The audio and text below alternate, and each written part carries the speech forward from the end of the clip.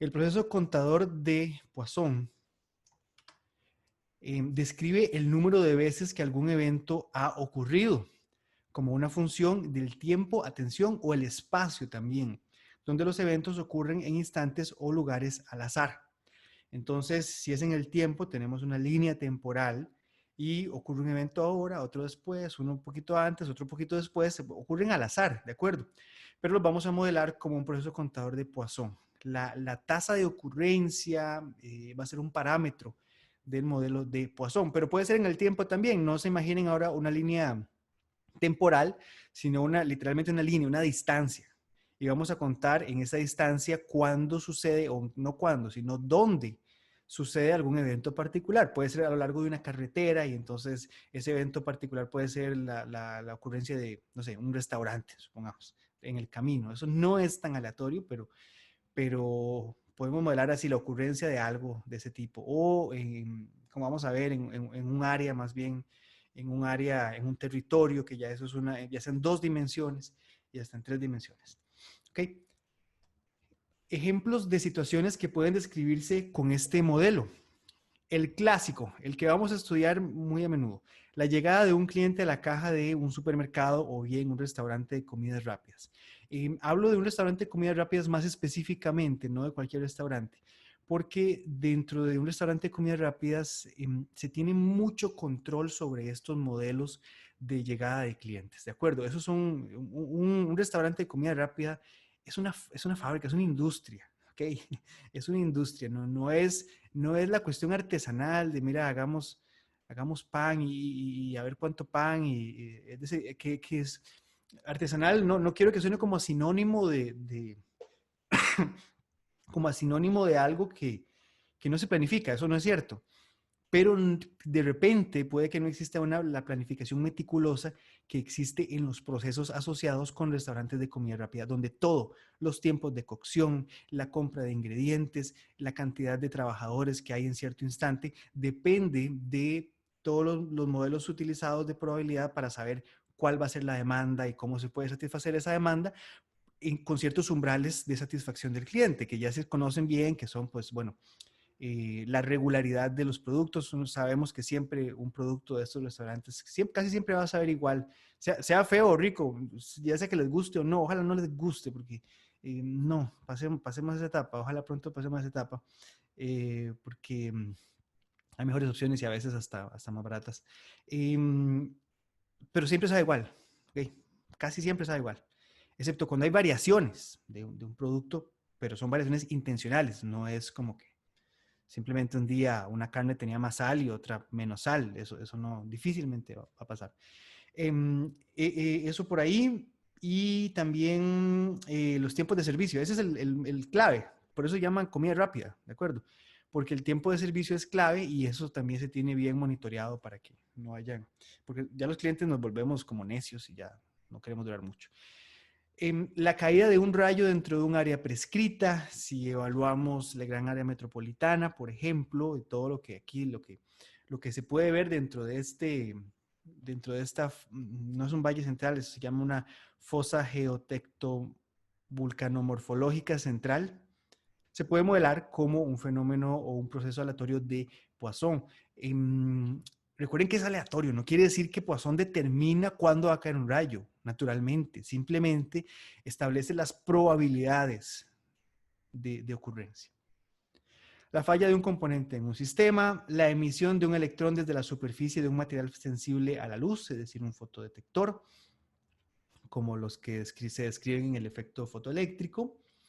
El número de solicitudes a un servidor, importantísimo esto, porque eso permite dimensionar eh, la cantidad, por ejemplo, de servidores o qué tanto necesito yo de infraestructura para servir a una página web específica. Eso es algo que lo tienen súper bien estudiado, lo tienen muy bien estudiado Google o Amazon o Facebook, cualquiera de esos, porque saben que hay distintos flujos de personas dependiendo del día, de la hora, de la región, etcétera. Entonces, ellos planifican para que de nuevo dentro de ciertos márgenes de satisfacción del cliente, digamos de umbrales aceptables, de parámetros aceptables, todos tengan un servicio adecuado con base en los modelos de probabilidad de la gente que va a ir, porque no se sabe realmente cuánta gente va a ir, pero siempre va a tener tendencias. El otro, el número de plantas en un área boscosa. Y estas son unas cuantas de las muchas aplicaciones realmente de Poisson. Y no es tan difícil vislumbrarlas, pero sí hay que tener ciertos cuidados.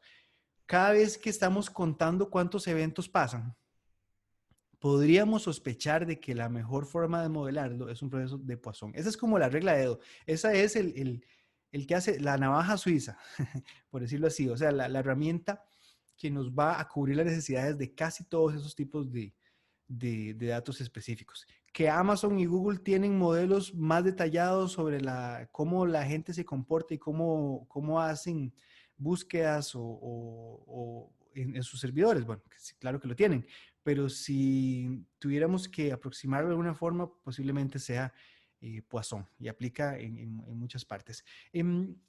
Aun cuando sea dinámico, aun cuando no sea exactamente Poisson, una aproximación que podemos hacer nosotros para no sentir que Poisson es una aproximación muy burda, no lo es, pero si sintiéramos que de repente esta aproximación se queda corta, no lo describe tan exactamente, un paso intermedio antes de encontrar un nuevo modelo, o sea, ustedes pueden ser los que propongan al mundo un nuevo modelo de probabilidad de un fenómeno en el que están contando cuántas veces ocurre un evento. Habría un paso intermedio que es, ok, utilicemos Poisson, pero cambiemos los parámetros cada cierto tiempo. Le llamaríamos un modelo dinámico.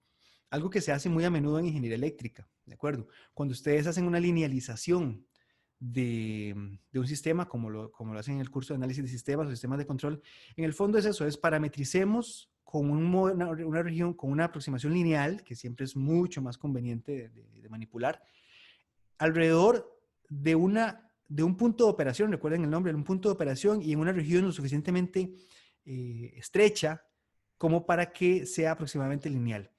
Siempre se puede hacer eso. Siempre se puede hacer eso. Siempre podemos escoger un periodo de análisis tan pequeño que una aproximación lineal sea aceptable. Solamente que a veces se vuelve impráctico. Si de repente tenemos que aproximar con un modelo lineal o estático, un fenómeno, ya volviendo al tema de probabilidad, un fenómeno que es altamente dinámico, eh, por ejemplo, el sistema eléctrico nacional, y decimos, ok, sí, podemos tener un modelo, pero ese modelo cambia cada 5 segundos. No, bueno, ya, entonces ya se vuelve impráctico, porque ajustar el modelo cada 5 segundos es un desgaste computacional eh, fuerte y dificulta mucho las predicciones, porque recuerden que un modelo probabilístico para eso sirve, entre otras cosas, casi que de lo más importante a nivel ya práctico es convertirlo, como dicen en inglés, en actionable information, actionable knowledge, creo que es la palabra.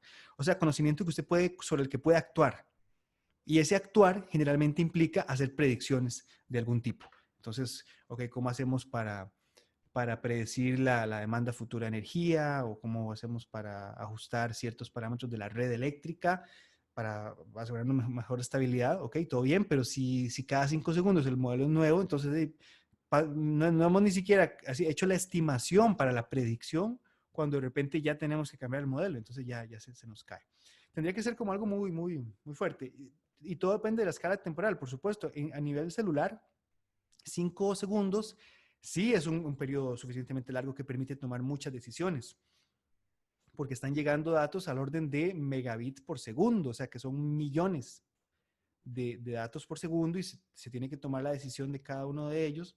Entonces ahí sí, de repente 5 segundos es una escala temporal suficientemente larga. A nivel de estabilidad de redes eléctricas, no estoy tan seguro yo, porque no es un área que yo he estudiado, pero por supuesto, sí, la escuela es la autoridad nacional junto con el ICE, ¿verdad? Y las distribuidoras en estos temas. Y ahí sí podríamos tener un estimado, tienen un estimado, pero yo soy más de la idea de que cambia en el orden de minutos y horas, no en el orden de segundos. Ok, porque la demanda sí cambia conforme pasan las horas. Y a la hora del almuerzo, ¿ves? Todo el mundo está comiendo, cocinando. A las 6 de la tarde, a la hora del partido, todo el mundo está con el tele prendido. Yo me acuerdo que era un ejemplo típico de cómo cambia la curva de demanda.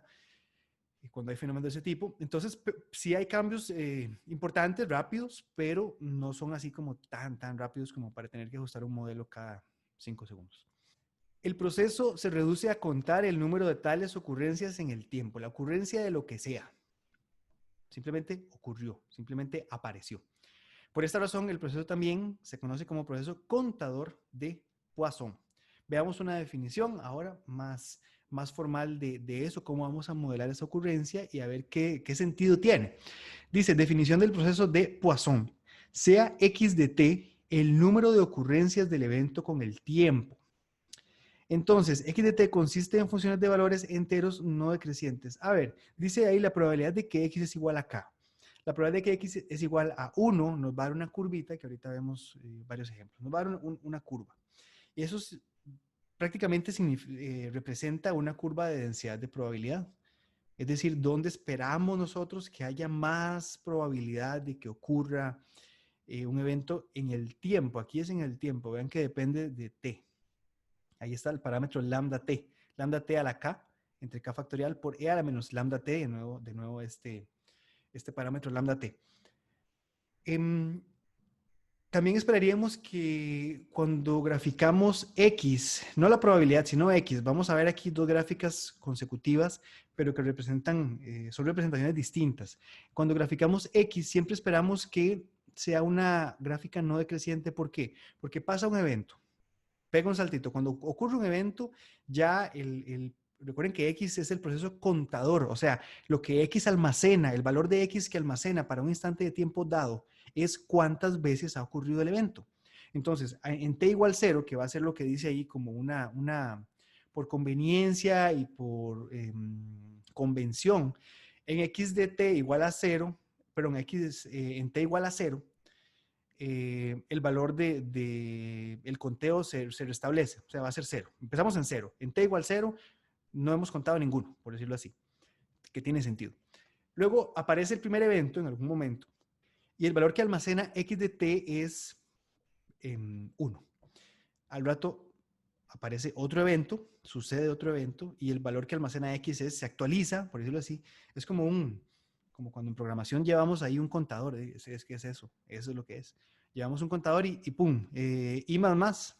¿Recuerdan eso? En C. I más o i más igual 1 en Python y sube 1. 2, 3, 4, y ven como aún si no vuelve a suceder ningún evento, no es que se va a reducir la cantidad de eventos que han sucedido, permanece ahí, por lo tanto es no decreciente. Siempre va o crecer o permanecer ahí en el tiempo. ¿De acuerdo? Vean las curvas que les mencionaba. Aquí tenemos 4 escenarios para K distintos. K es el número exacto de ocurrencias que estamos estimando aquí. ¿De acuerdo? Entonces vean, para X igual a 3. Interesantemente, nada más un comentario al margen porque más adelante nos puede ser útil. Ese X puede ser también de X igual a X minúscula. Antes lo hemos hecho así también, solo que creo que por convención y por el hecho de que estamos haciendo un conteo discreto, un conteo que además pertenece a los números naturales, K usualmente es el símbolo que utilizamos para describir un conteo de ese tipo, con los números naturales, 1, 2, 3, 4, 5. Antes ya hemos hecho gráficas como esta, pero representaban la probabilidad de que X sea X minúscula, donde X minúscula es una instancia, un valor específico dentro de la variable aleatoria X. En aquel momento era una variable aleatoria, ahora es un proceso aleatorio porque depende también del tiempo. Entonces, la probabilidad de que X sea igual exactamente a K está de esta forma. Y vean que esa curva, el eje horizontal es el tiempo, es una línea temporal donde vemos que se acumula, nos describe dónde está la mayor probabilidad de que sucedan exactamente K eventos de interés. Por ejemplo, vean la curva celeste, K igual a 3. Ok, K igual a 3. Vean que el pico de la función de densidad, porque en el fondo es una función de densidad, el pico está por ahí entre 1 y 2, más o menos. Yo sé algo de esta gráfica que no está patente aquí, que no se dice, y es que lambda, que todavía no hemos introducido formalmente lambda, que es el parámetro del proceso de Poisson, vale 2. ¿Ok? ¿Dos qué? Dos peras, dos manzanas, dos qué. Lambda, como aquí está multiplicado por el tiempo, va a ser un parámetro de ocurrencias entre unidades de tiempo. Tiempo, lo que sea, segundos, meses, minutos, años, días, cualquier cosa. Entonces, lambda va a ser ocurrencias por unidad de tiempo. Yo sé que aquí hay, el valor de lambda es 2, no dice, pero yo sé. Entonces, ¿tiene sentido eso de que k igual a 3, la mayor probabilidad de ocurrencia va a estar entre 1 y 2, lo que sea? Hablemos de minutos, por ejemplo. Sí, porque en general habrá 2 por minuto. Entonces, para que hayan 3 es como en un minuto generalmente hay 2 y en medio minuto generalmente hay otra más. Entonces vean que está por ahí entre 1 y 2. Tiene sentido, entonces tiene coherencia. Que el valor máximo o el valor de mayor probabilidad, el instante, más bien el tiempo de mayor probabilidad, sea entre 1 y 2, que es el recíproco de lambda. Vean que si ya aumentamos el número de ocurrencias, esperaríamos que esas ocurrencias sucedan más allá en el tiempo. Tiene sentido. Si ustedes están esperando que hayan, a ver, si ustedes están esperando que hayan 3 rayos, 3 descargas atmosféricas, y se esperan, no sé, 1 minuto, 2 minutos. Si ustedes quieren, tienen la expectativa de que caigan 20 rayos, 20 descargas atmosféricas, no van a esperar los mismos 3 minutos, 2 minutos. Saben que toma más tiempo, porque si la tasa de llegada es aproximadamente igual, o sea, el parámetro lambda es el mismo, la tasa de ocurrencia es el mismo, entonces esperaremos que simplemente tome más tiempo que lleguen con una alta probabilidad todas estas descargas atmosféricas, todos los rayos. Ok, entonces vean como para K igual 6 se extiende también. Y yo sé que el parámetro es 2. Entonces, para que hayan 6 es como aproximadamente 2 por minuto. Entonces, ¿cuándo sucede el máximo? Por ahí de 3, que tiene sentido. Pasan 3 minutos, 2 descargas o 2 lo que sea. 2 ocurrencias cada minuto, 6 aproximadamente. Pero ven cómo se va corriendo hacia la derecha. De nuevo, para que quede claro, esta es una función de densidad. No, es que no es una función de densidad exactamente, porque es, perdón, es en el tiempo. Pero describe la probabilidad de que suceda un evento, con qué tanta probabilidad suceda un evento en el tiempo. ¿Podrían caer 6 rayos de un solo bombazo? No de un solo bombazo, pero de bombazos consecutivos en un minuto. Sí podrían, sí podrían. Vean que aquí está este valor. No es 0, está aquí en 1, en menos de un minuto, pero la probabilidad es muy baja. ¿Ok? Vean que la densidad de probabilidad es muy baja. Si encontramos esta área pequeñita de acá, por debajo de 1 para acá, por debajo de la línea amarilla, esa es la probabilidad de que caigan 6 rayos en menos de un minuto. Puede pasar, por supuesto que puede pasar. A Zeus nadie lo controla, a Zeus hace lo que le da la gana, pero con una baja probabilidad. Zeus, a pesar de todo, a pesar de sus caprichos de dios de mitología griega, sí sigue ciertas reglas probabilísticas, bueno, porque bueno, tampoco es que le va a mandar, entre Zeus y la naturaleza manda. Ok, pero sí es cierto que esperaríamos que sucedan esos 6 rayos, pues más aquí alrededor de esos 3, que es lo que es una suposición razonable. También esos 6 rayos pueden tardar, también también esos 6 rayos pueden tardar 7 minutos en llegar. Sin embargo, es poco probable también es poco probable. Que sean exactamente, ¿verdad? Que sean exactamente 7 minutos. Perdón, 6 rayos. Vean esto. Vamos a denominar puntos de ocurrencia a esos puntitos que están ahí sobre el eje horizontal, sobre la línea temporal. Y esta es una visualización de la evolución del proceso x de t de Poisson, o sea, que se comporta como Poisson, para una función muestra, x minúscula de t. Vean que es x minúscula. Esta es una de las posibles instancias, una de las posibles infinitas realizaciones, la habíamos llamado realizaciones del proceso. Entonces vean que al principio no ha caído ninguno. Empezamos a contar los rayos. Pues supongamos que estamos ahí jugando y viendo por la ventana y vamos a contar los rayos. No ha caído ninguno hasta que de repente, poco antes de un minuto, cae el primero. Luego, poquito después cae el segundo. Pero pasa un minuto prácticamente sin que caiga ningún rayo, más de un minuto. y cae el tercer rayo. Y vean cómo, vean cómo pega un salto, ¿ok? Aquí vamos por 0 rayos, luego 1 rayo, 2 rayos, 3 rayos, 4 rayos, y ahí se va. ¿De acuerdo? Esto es el tiempo, en minutos, tiempo T en minutos, y ahí va subiendo, es no decreciente. Hay un detalle importantísimo que es que hay una cercana interrelación entre el proceso de Poisson y la función exponencial. ¿Por qué? Bueno, en parte porque tiene un comportamiento exponencial. Ustedes lo ven aquí, E a la menos lambda t. Eso ya nos dice, en algún lado está escondido el exponencial ahí. Y es que hay otro parámetro u otro fenómeno aleatorio que podemos describir. Poisson cuenta. Poisson dice 1 rayo, 2 rayos, 3, 4, 5, 6, 7, 8, 9, 10, 11, 12 rayos, etcétera. Pero el tiempo que transcurre entre cada una de las ocurrencias es, adivinen qué, es otra variable aleatoria. Y esa otra variable aleatoria es la longitud, por decirlo así, la longitud de esas líneas celestes que están ahí. ¿Las ven? Esas líneas celestes, ¿cuánto tarda entre este rayo y este otro rayo? Es justamente esa área que está ahí. Esa, el ancho. ¿Cuánto tarda? Es una variable aleatoria per se que se describe de forma exponencial. Entonces, ¿cuánto va a tardar esto? ¿Cuánto va a tardar entre un rayo y el siguiente? No sabemos. No sabemos. Pero su mejor modelo probabilístico es una distribución exponencial de un parámetro lambda también, del mismo parámetro lambda de Poisson. Entonces, ahorita lo vemos más adelante en un ejemplo que es a propósito de eso mismo.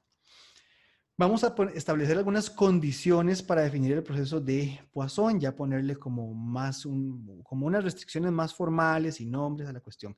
¿Qué pasa con Poisson? Dice, a la vez solamente ocurre un evento.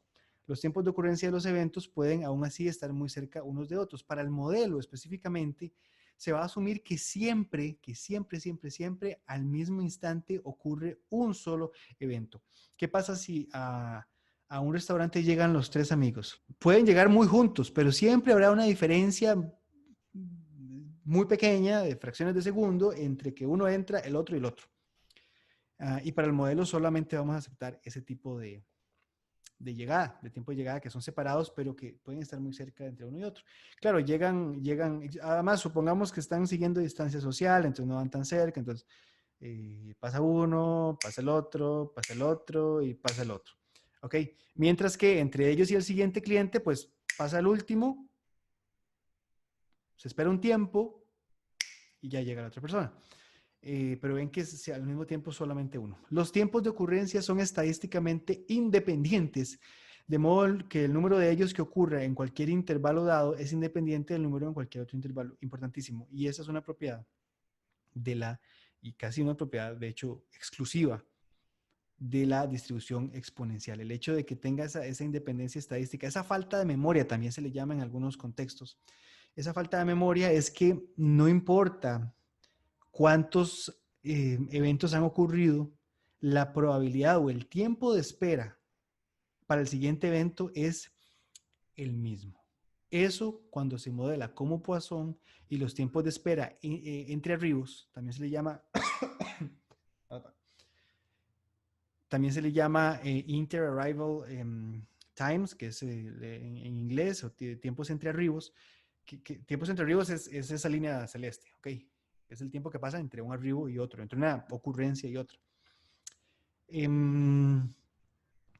Cuando se modela Poisson, el proceso completo y el tiempo entre arribos es exponencial, entonces son estadísticamente independientes, por tanto, no importa si han llegado 6 rayos seguidos, sí, ya, esos son 6.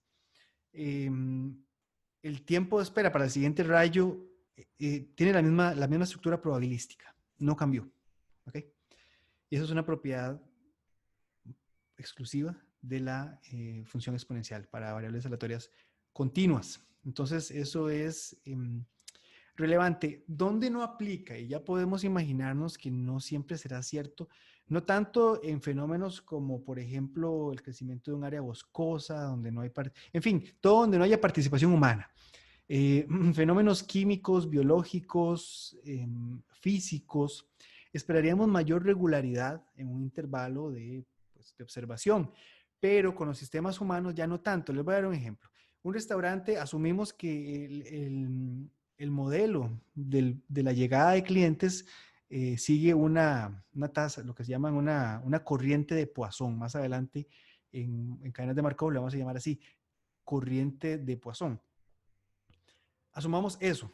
Pero ¿qué pasa cuando el restaurante está muy vacío? Como somos humanos, tenemos otro montón de sesgos a la hora de tomar decisiones racionales. Entonces, como está muy vacío, ¿qué pensamos? Cuando la malicia, ¿verdad? Si está muy vacío, es que no es muy bueno ahí. Entonces, mejor no. Si vemos que está lleno, decimos,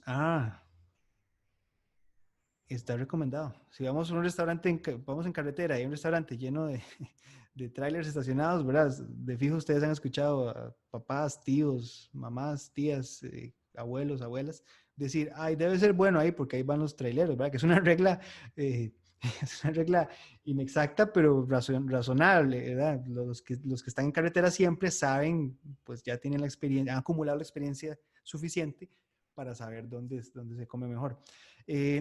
Ok, entonces decimos, ajá, entonces ven como no es independiente. No es cierto que no importa cuántos hayan llegado o no llegado antes, la probabilidad de que llegue alguien más será la misma. Y todavía incluso llegamos a lo que podríamos en términos de ingeniería eléctrica llamar saturación.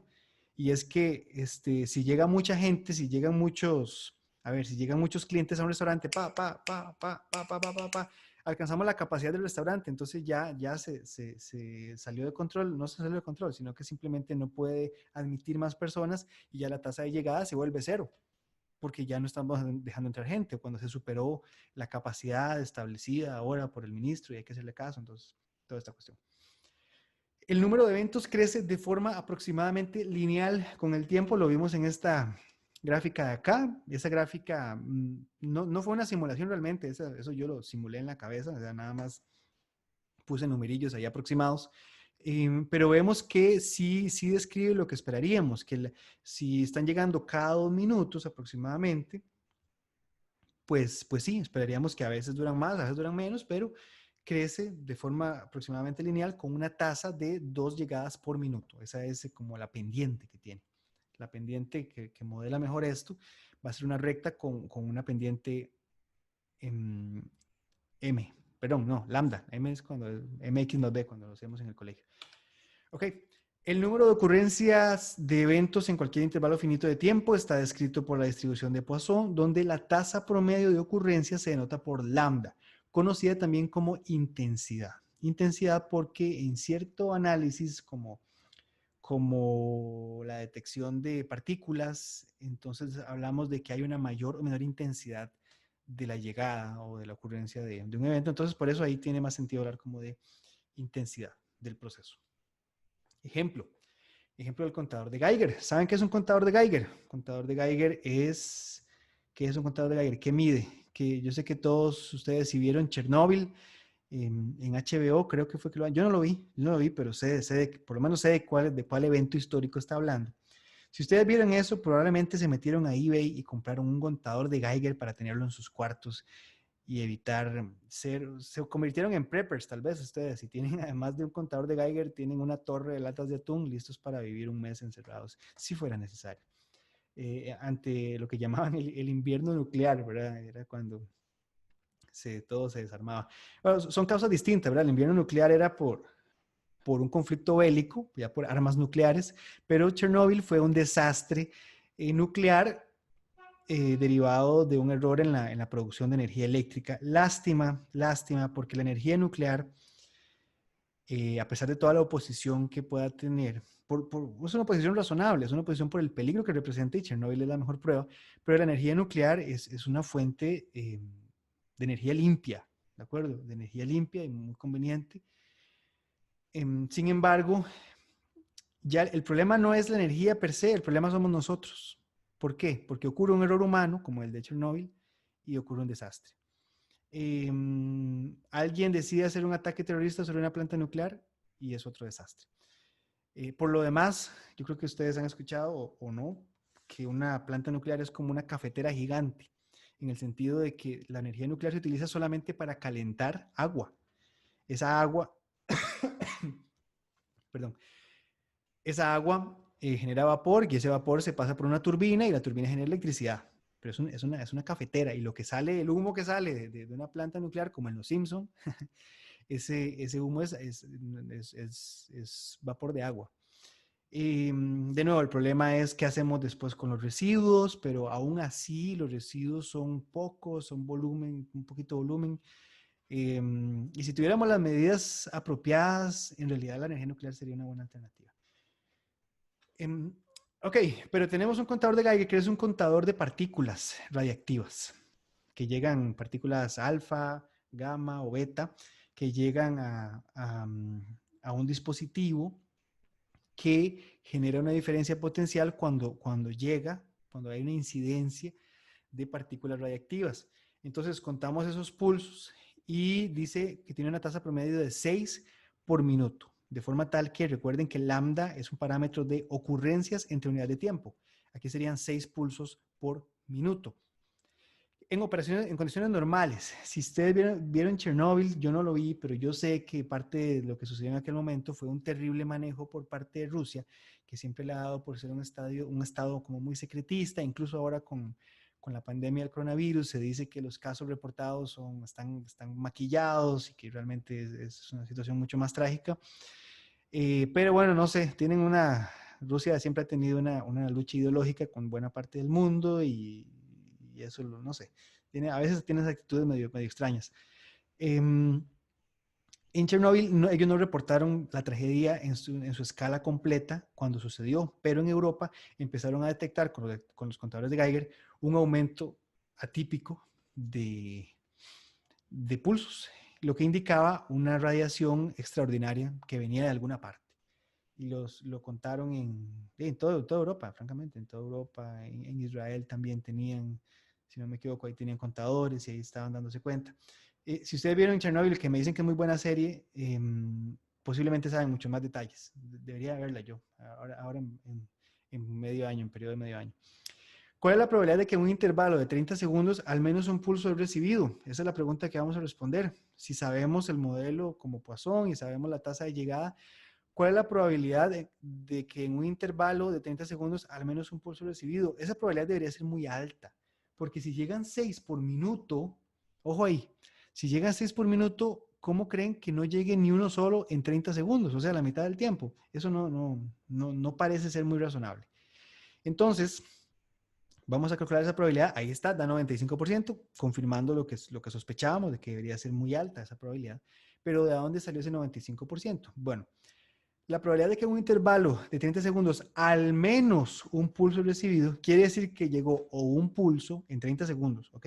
En 30 segundos llegó o un pulso, o dos, o tres, o cuatro, o cinco, al menos, ¿verdad? Al menos uno, todo el resto. Entonces lo que podemos hacer es contar esta probabilidad y esta probabilidad, si de hecho, piénsenlo bien, esta probabilidad se puede resolver con el tercer axioma de la probabilidad, donde decía, ¿cómo se llamaba? Se llamaba PUSUP, que la probabilidad de la unión es la suma de las probabilidades. Entonces, la probabilidad de la unión de muchos eventos, que en este caso los eventos de interés es cuando hay un pulso, cuando hay dos pulsos, cuando hay tres pulsos, es la unión de todos esos, cuando hay cuatro, cinco, seis y un montón de pulsos. ¿Cómo hacemos para saber eso? Es la suma de las probabilidades. Entonces tendríamos que sumar desde 1 hasta infinito todas las probabilidades. Esa es una cosa que podríamos hacer, para eso se utilizan series y toda la cuestión, pero hay una solución mucho más elegante que es que sabemos que el único valor de K, recuerden que esto es K, el único valor de K que no está incluido en eso es 0 y entonces sabemos que es complementario. Sabemos que es 1 menos la probabilidad de que X sea exactamente 0. O sea, que hayan 0 pulsos en 30 segundos. Entonces, eso es lo que vamos a calcular. El complemento, 1 menos la probabilidad de que X sea 0. Ahora bien, tenemos que definir aquí el parámetro, el lambda t, a partir del conocimiento de que estamos analizándolo para 30 segundos. 30 segundos. Sabemos que son 6 pulsos por minuto por medio minuto igual a 3. Entonces vean cómo lo evaluamos ahí. Nada más un recordatorio de que esta era la función lambda t, que ahora es 3, a la k, que es 0, entre 0 factorial, por e a la menos lambda t, que es 3 también. Entonces, 1 menos lambda t, que es 3, a la 0, entre 0 factorial, por e a la menos lambda t, que es 3. Eso, haciendo una evaluación sencilla, nos da 95% de probabilidades de que haya al menos un pulso en 30 segundos.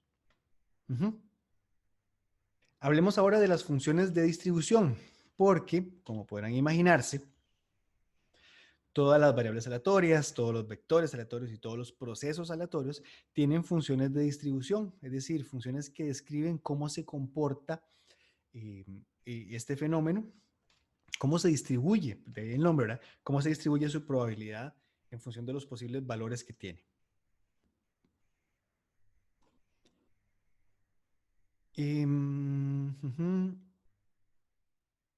el proceso aleatorio de Poisson, vamos a hacer esa deducción en términos de X, ¿ok? De un X genérico. Y vamos a decir que la probabilidad de exactamente cada ocurrencia sobre un intervalo de 0 a t es el que ya conocíamos, ¿ok?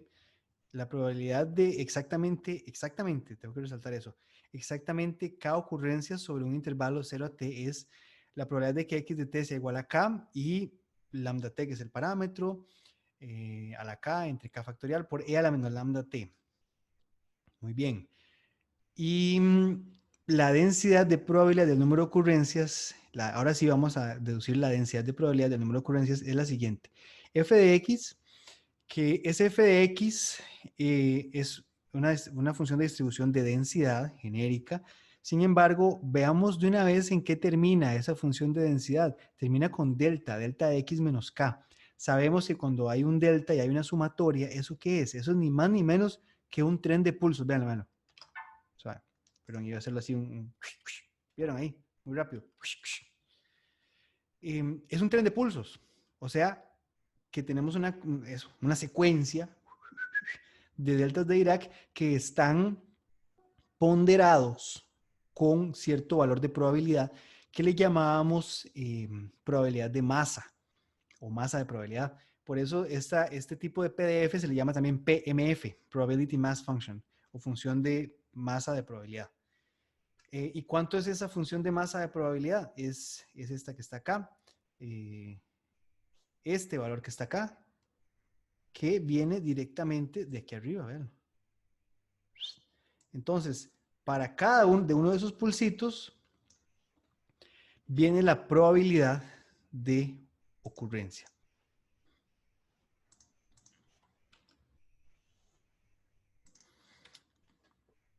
Es esto que está acá. Véanlo cómo se comporta, como un tren de pulsos. Y esta sería una función de densidad de probabilidad de Poisson para cada x es igual a k. O sea, para x cuando es una ocurrencia, para x cuando es dos ocurrencias, para x cuando es tres ocurrencias, para x es cuando cuatro ocurrencias, cinco ocurrencias, seis ocurrencias, y esto, atención a esto, para un parámetro lambda fijo y para un tiempo t dado también. Esto es una foto en el tiempo. Ajá, esto es una foto en el tiempo. Esto es para un t específico. Si nosotros ahora lo hiciéramos para otro instante de tiempo, es como que ustedes pusieran, imagínenlo en su cabeza, más atrás en un eje que se sale de la pantalla, o sea, en un tercer eje, ya sería tridimensional. Ustedes ven que para otro t ya cambian los parámetros y se corre hacia, no sé cómo decirlo, hacia adentro de la pantalla, ¿de acuerdo? Entonces eso es una foto para un instante dado, una foto para un instante de tiempo t particular. Yo sé, ese es otro dato que no se los he dado, pero yo sé que esta distribución tiene un parámetro lambda igual a lambda t, un parámetro lambda t igual a 6. Entonces, vean cómo la acumulación de probabilidad está alrededor de 6. Porque sí, Porque, qué buena explicación. Porque sí, porque sí. ¿Y por qué sí? Porque si la tasa de llegada es de 6, esperaríamos que la mayor probabilidad es que hayan 6, en una unidad de tiempo que hayan 6 de lo que sea, 6 ocurrencias por unidad de tiempo. Entonces, por eso es que la mayor probabilidad ocurre ahí entre 5, 6, 7, tirando a 6. ¿De acuerdo? Entonces, así se ve esa función de densidad probabilística para un instante de tiempo t particular y también para un lambda particular. Y K aquí aquí en esta sumatoria K es una especie de variable auxiliar, como dicen en inglés, dummy variable, como variable tonta, que nada más está ahí como el Crash Test Dummies. ¿Saben qué es un Crash Test Dummy? Crash Test Dummies es un grupo canadiense de los 90, pero también son los que van en los carros, en los videos que chocan y que tienen como en las orejas, tienen como un círculo amarillo y negro. Crash Test Dummies, que son nada más tienen la masa de un ser humano aproximada para evaluar cómo reacciona ante un choque. Em, la masa y, digamos, la morfología, la cinética, los movimientos, o sea, no es que los hombros se mueven como hombros, etcétera, para ver cómo reaccionaría. Aquí el dummy variable es K y es cuántas ocurrencias hay. Que haya una ocurrencia en una unidad de tiempo, bueno, pues no en una unidad de tiempo, sino en un tiempo t, que haya una ocurrencia es baja. Vean que la probabilidad es muy baja. Que haya una ocurrencia, que hayan 12 ocurrencias, es baja también esa probabilidad, porque sería muy excepcional que a una tasa de llegada de 6 por unidad de tiempo, de repente llegan 12. Puede pasar, pero es poco probable. Bien, esta es la función de densidad probabilística. Ahora rápidamente describamos los momentos de la distribución de Poisson. Son importantes también y son muy convenientes, son muy bonitos. Vean quién es lambda t, no se diga más. El primer momento ordinario, la famosa media o la esperanza matemática, que más se llamaba el promedio estadístico y otros nombres que tenía, es lambda t. ¿Qué salvada? ¿Qué salvada? Entonces vean que la obtención es a partir de la definición tal cual, sin ningún truco ahí extraño. Es a partir de la definición y tomando en cuenta las propiedades de delta. Bueno, esa deducción es bonita, porfa, pónganle cuidado. O sea, cuando estudien esto, véanlo con más detalle. Recuerden que la integral de un delta es la evaluación, simplemente da la función para para donde está delta y bueno. Y nos da que el valor esperado es lambda t. Qué bonito. ¿Tiene sentido o no tiene sentido? Sí tiene sentido. Ok, vamos a ver para que vean que sí tiene sentido. Yo sé que caen 6 rayos por minuto en una tarde de tormenta aquí en la fosa geotectovulcanomorfológica central. Es que decir ese nombre me dejó sin aire. Es muy, muy complicado. Yo sé que caen 6 por minuto. Entonces, ¿cuál es el valor esperado para 6 minutos? 6 por minuto, por 6 minutos, 36, o sea, lambda t. Si ya son 20 minutos, ya serían 6 por 20, eso es 120 rayos y eso sería 120, ¿no? 120 rayos, entonces yo esperaría en 20 minutos contar 120 rayos. ¿Ok? Eso no, antes de hacer una deducción formal como con esta fórmula que está acá, es algo que podríamos incluso nosotros estimar a pura corazonada o a puro instinto, un poquito. Dice el segundo momento ordinario es este que está ahí. Ay, caramba. Es tos por minuto. ¿Cuántas tos por minuto? Debo tener la cuenta. Llevo 2 meses en eso. Hoy hablé con don Jorge Romero, profesor de la escuela, para otros temas ahí, pero de una vez me recomendó varios jarabes que tengo que ir a comprar y que negligentemente no he comprado desde que estamos en esto, ¿recuerdan? Y a mí me dio esa tos y en aquel momento yo estaba asustadísimo. Yo, por supuesto, porque tener tos en estos días, en el 2020, no es buena señal. Y yo en aquel tiempo asumí varias veces que ya lo había pescado, ya tenía lo que era. Ahorita es una tos necia y que tengo que eliminar con esos jarabes que me recomendó don Jorge. Mañana voy a buscarlo. pero no es tos por minuto, es rayos por minuto. Aquí el segundo momento ordinario, también llamado valor cuadrático medio, que yo creo que ustedes tal vez recuerdan, le habíamos dicho la potencia del sistema en la clase anterior, cuando habíamos hablado de autocorrelación, porque de hecho esa es la autocorrelación para tau igual a 0. Pero no importa, eso ustedes lo van a repasar muy pronto y lo van a recordar. Pero el segundo momento ordinario es trampolín para encontrar la varianza, que la varianza es lo que realmente nos importa. Y habíamos determinado una fórmula de la varianza que era la media al cuadrado menos el cuadrado de la media. ¿De acuerdo? No, que yo siempre, yo creo que algún día espero que alguien, alguno de ustedes, haga un jingle para recordarlo, porque un jingle, por eso es que son tan pegajosos, ¿verdad? Porque uno siempre se acuerda de los jingles. No sé cuál ahora hay famoso. Eh, eso es un jingle más o menos, pero ustedes saben a qué me refiero cuando dice eso. Pero necesito que sea un jingle con texto, o sea, que me ayude a recordar la fórmula. En este caso sería la varianza es igual a la media del cuadrado menos el cuadrado de la media.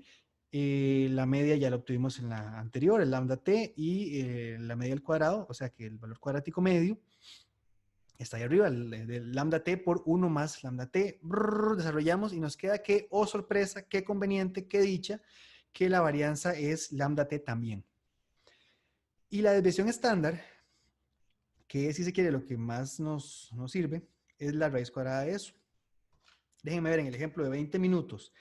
La desviación estándar sería una forma de aproximar dónde está contenido. Recuerden que es una medida de la dispersión, igual que la varianza, están íntimamente relacionados, pero la varianza, tanto como la desviación estándar, son una medida de la dispersión, excepto que la desviación estándar como que está en el mismo eje, o sea, lo podemos comparar directamente con la media. Entonces, 6 rayos por minuto por 20 minutos, igual 120. Yo lo hice en la calculadora para asegurarme. Eso es lo que esperaríamos, pero qué tanta dispersión esperaríamos? Si hacemos ese experimento muchas veces, ¿qué tanto esperaríamos que los datos se aparten de 120? Bueno, más o menos la desviación estándar nos da una buena idea, y la desviación estándar sería 120, que es la varianza, y raíz cuadrada de eso, que sería, ay, algo hice aquí, que sería 10, digamos 11. 11 sería. Entonces esperaríamos que para 6 rayos por minuto por 20 minutos, tenemos un valor medio de 120 y una desviación estándar de 11. O sea que esperaríamos que ande por ahí entre 109 y 131 el conteo, el que esperaríamos que ande en ese rango, con una muy alta probabilidad. Bien, hablemos de la densidad probabilística conjunta y condicional. Luego de esto hacemos un ejemplo con el que terminamos la sesión de hoy. La densidad probabilística conjunta y condicional, porque vamos a establecer, igual que lo hicimos antes, las probabilidades de eventos, de dos eventos distintos, pero que están como derivados, extraídos del mismo proceso contador de Poisson. Y entonces, a partir de ahí decimos cuál es la probabilidad de que suceda uno y el otro. Ajá. Y también vamos a decir cuál es la probabilidad de que suceda uno dado que ya sucedió el otro, que es el mismo planteamiento que habíamos hecho antes para la probabilidad conjunta y la probabilidad condicional. Dice, la probabilidad conjunta, que va a ser como la intersección, es la probabilidad de que ocurran K1 eventos en un tiempo T1 y que además ocurran otros K2 menos K1 eventos en el intervalo de T1 a T2, para un total de K2 eventos en T2 unidades de tiempo. Eso fue como un trabalenguas, pero tratemos de poner los números para ver si tiene más sentido. Vean que ahí hay una línea temporal y ahí hay puntos de ocurrencia, eso se llaman puntos de ocurrencia, les habíamos puesto nombre ya. Ocurre, de hecho tiene exactamente la misma estructura que tenía el ejemplo que vimos antes, las escaleritas que vimos antes, exactamente los mismos valores. Entonces vemos cómo ya aparecen dos ocurrencias, luego pasa un tiempo, otra, y luego otras dos más o menos juntas. Para ese entonces, para T1, que le vamos a decir 4, T1, vea, T1 es igual a 4 solo para como que sirva de ejemplo numérico. Hay 5 ocurrencias. En T1 igual a 4, hay 5 igual a K1 ocurrencias. Luego pasa otro intervalo de tiempo y llegamos a T2, que T2 es igual a 7 en tiempo absoluto. Por tanto, T2 menos T1 son otros 3 segundos, ¿verdad? Pasan 4 segundos, luego pasan otros 3 y ya llegamos a 7. Ahí ocurren 3 eventos más y por tanto el total, el acumulado de X va a ser igual a 8. Recuerden que esto no es decreciente, esto siempre va creciendo o permaneciendo. Entonces tenemos 8. En este caso, la probabilidad conjunta es la intersección de dos eventos. Que ocurran 5 eventos en 4 segundos, dijimos segundos, por lo que sea, que ocurran 5 eventos en 4 segundos y que ocurran 3 eventos en 3 segundos también. Esa es la probabilidad conjunta, me acuerdo, la intersección de dos eventos. Ahora bien, hablemos de la probabilidad condicional. Dice la probabilidad de que ocurran K2 menos K1 eventos. En este caso, para este ejemplo, es K2 igual a 8 menos K1 igual a 5. O sea, 3 eventos en el intervalo de T1 a T2, dado que ocurrieron K1, o sea, 5 eventos en un tiempo T1, o sea, 4 segundos, para un total de 8 eventos en 7 segundos. Entonces la pregunta es ligeramente distinta. Ahora es, ¿cuál es la probabilidad de que ocurran ¿cuál es la probabilidad de que ocurran 3 eventos en 3 segundos, dado que ocurrieron 5 eventos en 4 segundos? Otra vez. ¿Cuál es la probabilidad? Y esa es la probabilidad condicional que andamos buscando. ¿Cuál es la probabilidad de que ocurran 3 eventos en 3 segundos, dado que ocurrieron 5 eventos en 4 segundos? Me adelanto aquí, spoiler alert, me adelanto. ¿Qué dijimos de las probabilidades de ocurrencia de los eventos para un modelo de Poisson? Son estadísticamente independientes. Es decir, que no dependen de lo anterior y por eso vamos a encontrar primero, de hecho, esa densibilidad, esa densidad probabilística condicional primero. No, primero, antes de la condicional, vamos a ver esta que es la fórmula. Ya la conocíamos, ¿verdad? Ya la teníamos. Yo pensé que la había cambiado eso, por cierto. Perdón. Es que no, está bien, nada más que quería cambiar la notación. Me gusta más cuando el E a la menos lambda T1 está fuera de la fracción.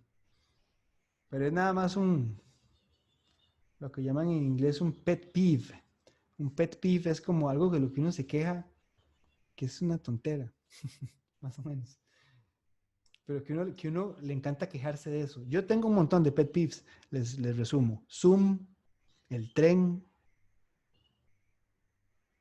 E a la menos lambda T en una fracción. Y no lo encontré, pero ahora lo cambio. Esta es ni más ni menos que la expresión genérica para la probabilidad de que haya exactamente K ocurrencias de eventos en un instante de tiempo T1. Bien. Ahora veamos la probabilidad condicional. Ahora, la probabilidad condicional de K2 ocurrencias sobre 0 a T2, dado que K1 eventos ocurran sobre 0 y T1, es la probabilidad de que K2 menos K1 eventos ocurran sobre T1 entre T2. Es la probabilidad de que ocurran estos 3 eventos de aquí abajo, en este intervalo de tiempo, entre T1 y T2. La cual es, debido a la falta de memoria, la siguiente. O sea, si son estadísticamente independientes y la propiedad exponencial de la falta de memoria, entonces, ¿qué sabemos de esta probabilidad condicional? De que no cambia, de que no depende de esto. Por tanto, vean esto que está acá, T2 menos T1, ¿cuánto vale eso? T2 menos T1 es 3 segundos.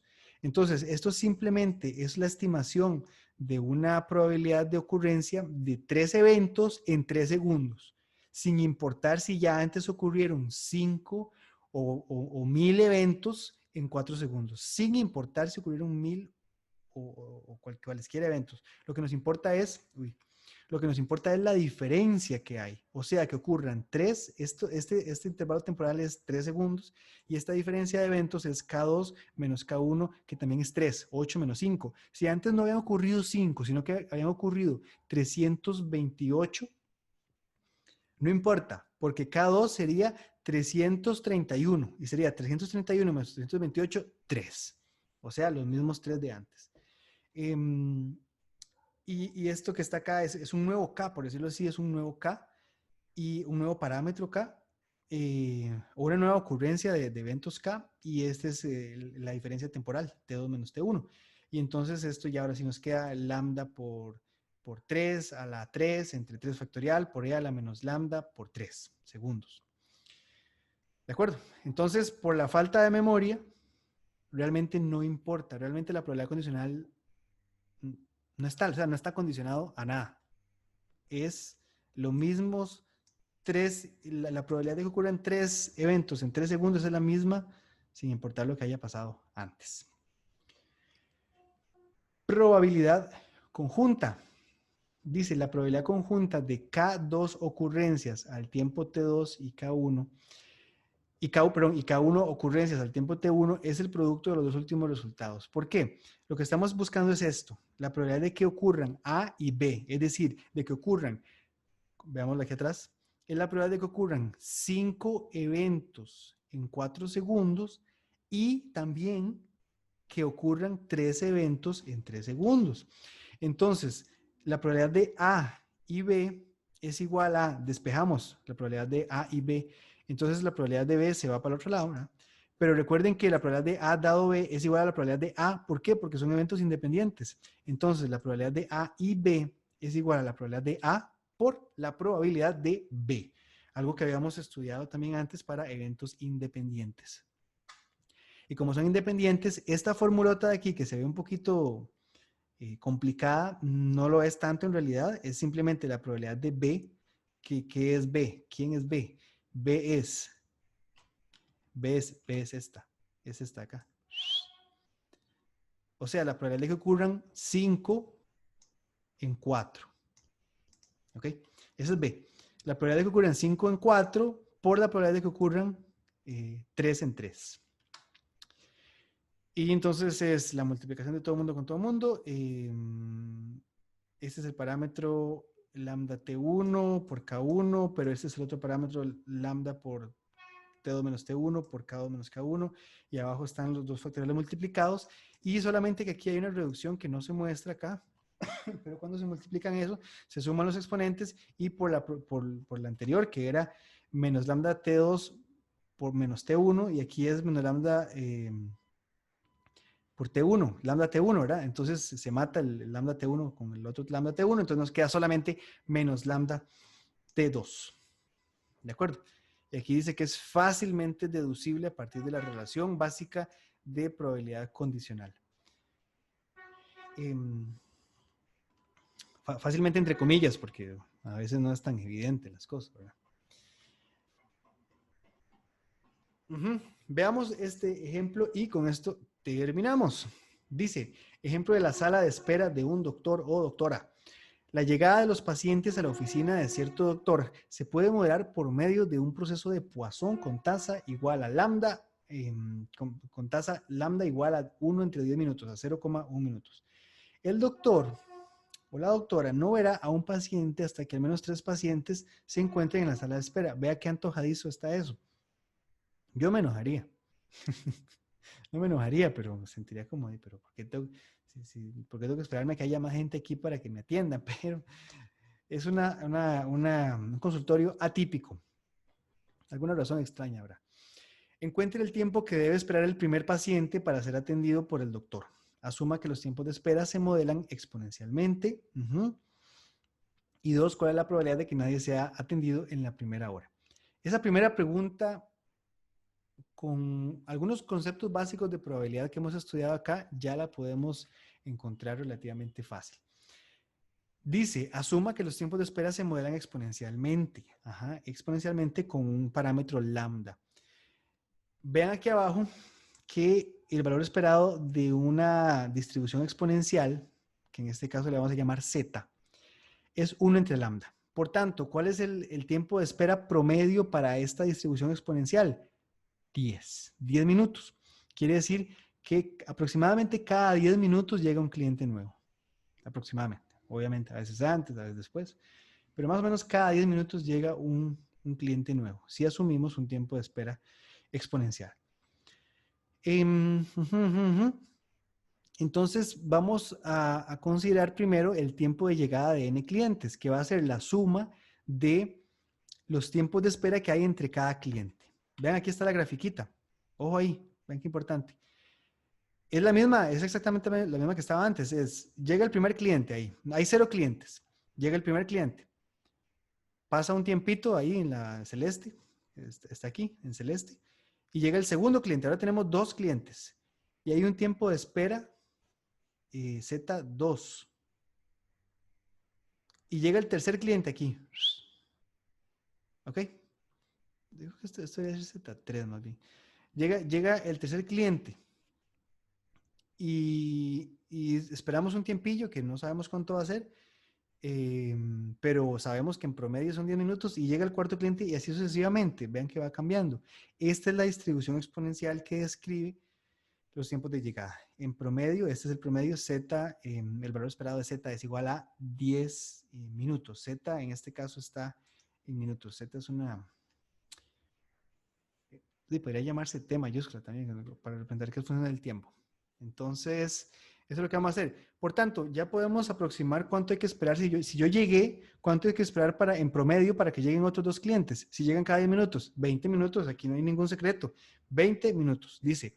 CATN, el tiempo de llegada del enésimo paciente a la oficina del doctor. Entonces, el tiempo de que lleguen N pacientes va a ser el tiempo de llegada del primero, más el tiempo de llegada del segundo, más el tiempo de llegada del enésimo. Son variables aleatorias I y D. Recuerden que era I y D es independientes e idénticamente distribuidas. Cada una de ellas es exponencial con el mismo parámetro lambda, por eso son I y D, ¿verdad? Por el mismo parámetro 1 entre 10, que describen el tiempo de espera desde la última llegada de una persona.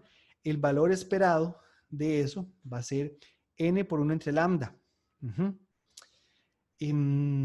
Si yo llego y tengo que esperar a que lleguen 2 clientes más, entonces, ¿cuánto tengo que esperar? Si yo sé que aproximadamente cada 10 minutos llegan, pues 20 minutos. Eso es. Profe, una pregunta. Sí. El tiempo del promedio de los 10 minutos era como un dato dado o usted lo calculó de alguna forma específica. Es un dato, ajá, sí, gracias. Es un dato dado, pero indirectamente, porque nos dan la tasa de llegada, uno cada 10 minutos. Y yo sé de la distribución exponencial, esos son datos que, recuerden que eso está como en la ficha técnica de cada distribución.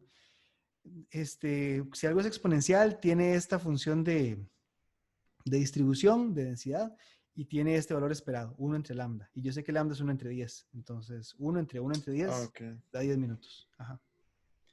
Entonces, es un dato que sí está dado, pero tal vez no sea tan explícito. ¿Ok? Tal vez hay que masticarlo un poco ahí. Pero bueno, si ya uno ya tiene como experiencia en lidiar con funciones exponenciales, sabe que el valor esperado es el parámetro invertido, la inversa del parámetro. Desde el punto de vista del primer paciente, que tiene que esperar insensiblemente de parte del doctor a que 2 pacientes más lleguen para ser atendidos, el tiempo promedio de espera desde el momento en que llega, está mal escrito, es de 2 por 10 igual a 20 minutos. O sea, N, los pacientes que tienen que llegar por el tiempo de espera, por el parámetro, ¿verdad? De llegada, 20 minutos. ¿Cuál es la probabilidad de que nadie sea atendido en la primera hora? Ajá. Sea X de T, bueno, lo cubremos primero sobre esto. La probabilidad de que nadie sea atendido en la primera hora. Hay 3 posibilidades de que no atiendan a nadie en la primera hora.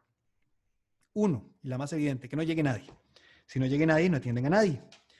Si llega una persona, no la van a atender por esta regla extraña que tienen de que no atienden excepto si hay 3 personas en espera. Si llegan 2, les pasa lo mismo. A los pobres 2 se quedan ahí esperando. No llega una tercera persona y por tanto a ellos en 60 minutos no los atienden. Qué torta. Entonces lo que vamos a hacer es calcular la probabilidad de esos 3 eventos conjuntos. De nuevo, PUSUP, o sea, el tercer axioma de la probabilidad de la unión es la suma de las probabilidades. Es decir, aquí la probabilidad que nos interesa es la unión de 3 eventos. que lleguen 0 personas, que llegue una persona o que lleguen 2 personas en 60 minutos.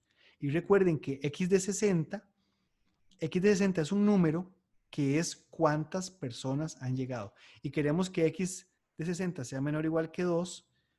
Eso es lo que andamos buscando. La probabilidad de que X de 60 sea menor o igual que 2 es la probabilidad de que X de 60 sea exactamente igual a 1, más la probabilidad de que X en 60 minutos sea exactamente igual perdón, dije 1 y era 0. 0, luego 1 y luego 2. Y ahí es nada más de sustituir lo que ya sabíamos. Recuerden que es lambda t, que lambda t es el parámetro, que lambda es 1 entre 10 y t es el tiempo que estamos evaluando, que es 60. Entonces 60 por 1 entre 10 es 6. ¿Ok? 6. Entonces ya nos podríamos ir recordando de la forma de Poisson. Es lambda t a la k entre k factorial. 6 a la 0, porque k es igual a 0, el primer caso, entre 0 factorial por e a la menos lambda t, e a la menos el parámetro. Entonces nos queda 6 a la 0 entre 0 factorial por e a la menos 6, más el siguiente evento de interés. Recuerden, PUSUP era la probabilidad de la unión de la suma de las probabilidades. Y entonces nos queda 6 a la 1 entre 1 factorial por e a la menos 6, más 6 a la 2, k igual a 2, entre 2 factorial es 2, 6 a la 2 es 36, entre 2, 18, por e a la menos 6, sale el e a menos 6 a la menos 6, sale como factor común y nos queda 1 más 6 más 18. Y calculamos eso y nos queda 6,2%. La probabilidad de que nadie sea atendido en la primera hora es de 6,2%. O sea, es una probabilidad muy baja. Perdón, es una probabilidad muy baja porque, piénsenlo así, si cada 10 minutos en promedio llega un cliente, un paciente, que no lleguen ni 2, ¿sabes? Porque que no lleguen 3 en 60, parece poco probable.